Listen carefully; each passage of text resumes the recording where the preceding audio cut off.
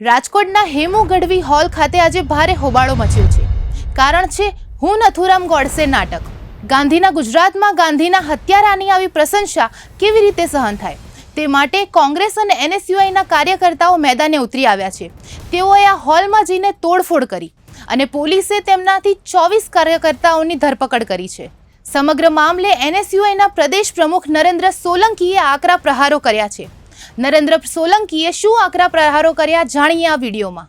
ખાસ કરીને આ દેશના રાષ્ટ્રપિતા પરમ પૂજ્ય મહાત્મા ગાંધીજી કે જેણે આ દેશની આઝાદી માટે પોતાનું બલિદાન આપ્યું હતું અને તેની સામે આતંકવાદી વિચારધારા ધરાવતા નથુરામ ગોડસેએ તેમની હત્યા નિપજાવી અને સમગ્ર દેશમાં એક કહી શકાય કે ખૂબ ગંભીર બાબત એ પ્રકારની બની હતી। ત્યારે જે નથુરામ ગોડસેની વિચારધારાના લોકો દ્વારા જે નાટક રૂપી નથુરામ ગોડસેને મોટો કરવા માટેના પ્રયત્ન અને ગાંધીજીને નીચા દેખાડવા માટેના પ્રયત્ન એ નાટકમાં થઈ રહ્યા છે।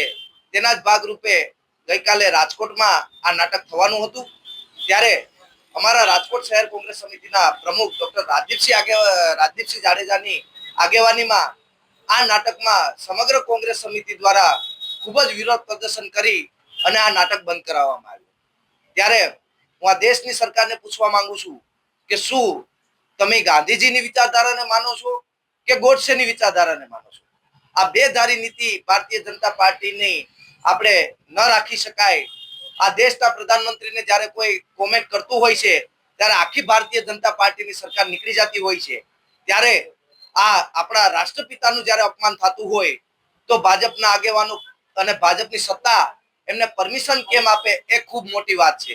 ત્યારે હું અભિનંદન આપીશ રાજકોટ શહેર કોંગ્રેસ સમિતિના પ્રમુખ ભાઈ રાજદીપસિંહ જાડેજાને કે ખૂબ જ એગ્રેસિવલી આ નાટક બંધ કરાવવાનું કામ કર્યું હતું।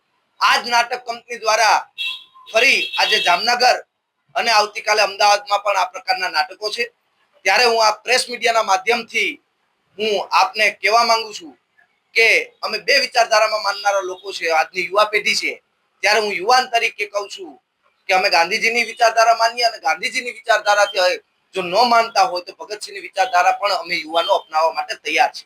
ત્યારે આ નાટક કંપની અને જે એના આકાઓ છે એને આપના પ્રેસના માધ્યમથી અમે સ્પષ્ટ કહેવા માંગીએ છીએ કે જો તમે આ નાટકો બીજે ક્યાંક કરવા જાશો તો જે રાજકોટ વાળી થઈ છે એ જ જામનગરમાં થવાની છે અને એ જ અમદાવાદમાં જે હોલમાં પ્રોગ્રામ થવાનો છે ત્યાં આજે જ એનએસયુઆઈ ખૂબ મોટા પ્રમાણમાં વિરોધ કરવાનો છે અને જ્યાં નાટક થશે જે નાટક ગાંધીજીને નીચા બતાવવા માટેનું છે અને ગાંધીજીને અપમાન કરવા માટેનું છે એ નાટકનો વિરોધ સમગ્ર ગુજરાતમાં કોંગ્રેસ પાર્ટી અને એનએસયુઆઈ મજબૂતીથી કરવાનું છે। ખાસ કરીને મેં કીધું ને કે આજના યુવાનો છે અમે, જો ગાંધીજી માટે અમારે જેલમાં જવું પડશે તો અમે જેલમાં જવા માટે તૈયાર છે। જો આવા નાટકબાજો અમે પેલા અમારા પ્રમુખે ગાંધીજીની વિચારધારાથી જ એમને કીધું હતું કે ભાઈ તમે આ નાટક ના કરતા, આ ગાંધીજીનું અપમાન છે, પણ ક્યાંક ને ક્યાંક સત્તાધારી પાર્ટી એના સમર્થનમાં હોય અને ગાંધીજીને નીચા પાડવાનું ષડયંત્ર ખૂબ મોટા પ્રમાણમાં થઈ રહ્યું હોય ત્યારે એનએસયુઆઈ અને કોંગ્રેસ એગ્રેસિવલી જ્યાં જે કંઈ કરવું પડશે, જેલમાં જવું પડશે તો અમે ગાંધીજીનું અપમાન સહન નહીં કરીએ, જેલમાં જવા માટે પણ અમે તૈયાર છે। ત્યાં અમારું જે રાજકોટ વાળી થઈ છે એ જ પ્રકારનું જામનગરમાં પણ થશે અને એ જ પ્રકારનું એનાથી વધારે પ્રકારનું અમદાવાદમાં પણ કરવાની તૈયારી એનએસયુઆઈ કોંગ્રેસ આપી છે। આ વિવાદ હવે વધુ ને વધુ વકરતો જઈ રહ્યો હોય તેમ લાગી રહ્યું છે। રાજકોટ બાદ હવે ગુજરાતના અન્ય શહેરોમાં આ નાટક ભજવાશે કે કેમ તે પ્રશ્ન તો ઊભો રહ્યો। આ વિશે તમારું શું કહેવું છે કોમેન્ટ્સમાં જરૂરથી જણાવજો અને આવા જ વિડીયો જોવા માટે સબસ્ક્રાઇબ કરો અમારી ચેનલ બેનિફિટ ન્યૂઝને।